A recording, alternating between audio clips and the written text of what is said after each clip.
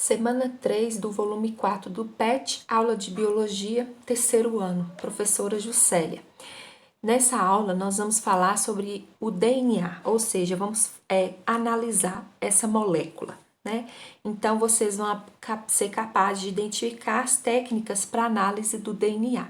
E aqui, no primeiro momento, eu apresento para vocês as bases que compõem o nosso DNA. O que é DNA? É um ácido desoxirribonucleico, né? Uma sigla aí dessa palavra toda. É um dos ácidos nucleicos que compõem a nossa célula, certo? Ele tem esse nome, né? Não foi primeiramente descrito no núcleo dos seres eucarióticos, mas é bom lembrar que nos seres procarióticos também possui aí o DNA. Essa estrutura foi elucidada em 1953, né, quando ficou comprovado que o DNA contém toda a informação necessária para a construção dos organismos. Há partes do DNA que são muito variáveis, de modo que de cada organismo tem pedaços únicos, presentes apenas nele, né? Então a estrutura, a sequência, ela é única em cada organismo, exceto nos gêmeos, né? Aqueles gêmeos univitelinos que podem apresentar aí a mesma sequência genética. Então, aqui é composto por essas bases A, T, C e G, né? Que significa C, citosina, G, guanina, A, adenina e T, timina. Então, são siglas aí. O DNA ele é em dupla hélice, essas bases elas se combinam entre si, formando aí a dupla hélice do DNA. Enquanto que no RNA, né? Ele é mais simples, né? E apresenta também o U, que é uracila. Mas adenina, guanina, citosina e timina apresenta tanto no DNA quanto na fita gel, com o DNA aberto, se liga nos fragmentos complementares à sonda e naquelas sequências lá que a gente falou no início, vocês têm que lembrar que a adenina sempre se liga à timina e citosina se liga à guanina. Então, adenina com timina, citosina com guanina. Então, no DNA a gente vai encontrar dessa forma: adenina com timina, citosina com guanina. Continuando aqui, não é nessa página, é nessa.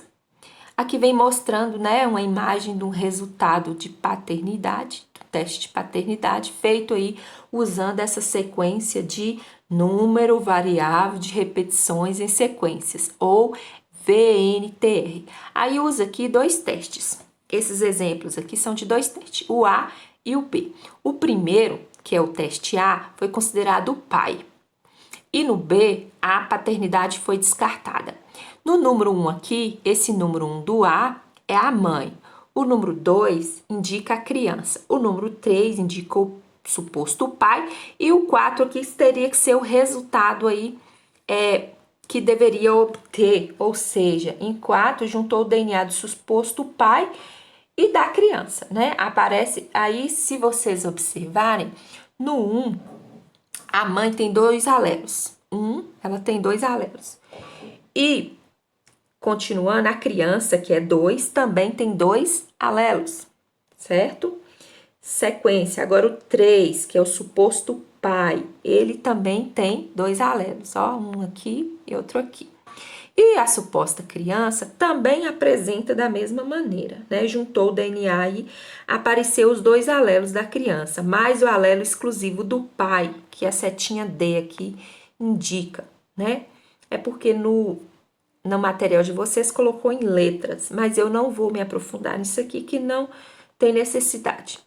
Então, note que o alelo compartilhado pelo pai e a criança é o mesmo. Então, esse caso do A aqui foi confirmada a paternidade. Já em B, a paternidade foi descartada, porque aparecem alelos aqui que não apresentam nem no pai e não apresentam no pai. Então, não tem como essa criança ter herdado aí do 3, que é o suposto pai, porque a criança que dá seta, ou a seta, aparenta aí alelos que não é oriundos do pai, tá certo? No vídeo vocês vão conseguir entender melhor como funciona isso aqui. Terapia gênica, né? O que é a terapia gênica? ela consiste na transferência de um material genético com o propósito de prevenir ou curar uma enfermidade qualquer, né? O processo de terapia genética aí ainda está, tem muito se avançar, né? Mas é lindo quando a gente vê essa técnica, né? No caso de enfermidades genéticas, um gene defeituoso ou aquele gene que está ausente, né? O que a terapia genética faz? Transfere a versão funcional do gene para o organismo portador do defeito, da doença, né?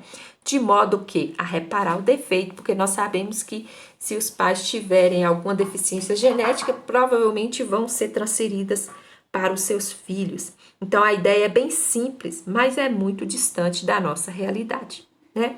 Em que consiste a terapia gênica? Em algumas etapas aí.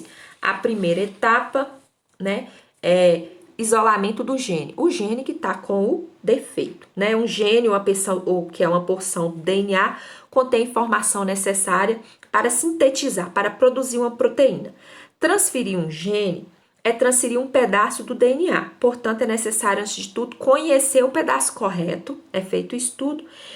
Nós sabemos que 5.000 doenças, muitas, né, são aí genéticas e já são conhecidas pela ciência. Doenças genéticas são produzidas por alelos defeituosos,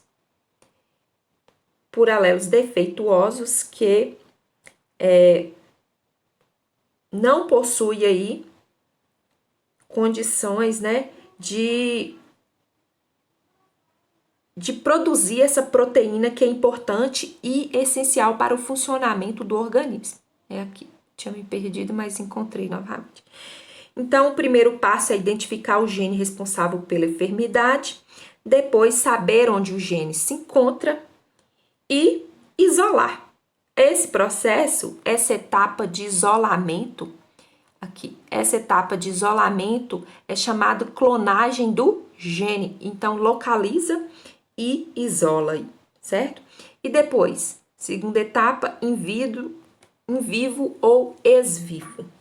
Uma vez obtidos os clones dos alelos saudáveis de genes defeituosos, é possível transferir esses clones para células isoladas do indivíduo, do paciente, né? Que são cultivadas em laboratório, transformadas com o gene correto e introduzidas no paciente. Tem um desenho aqui que vocês vão entender melhor.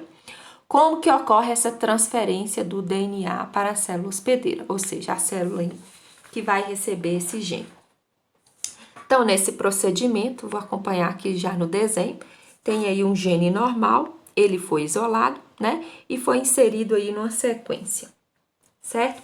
Então, deve ser transferido para as células e deve resistir por um tempo determinado para ser transcrito e traduzido inúmeras vezes, a ponto de produzir quantidade de proteína e reparar o defeito genético. Então, aqui, o sistema mais simples é injetar o DNA diretamente nas células ou no tecido do organismo a ser tratado.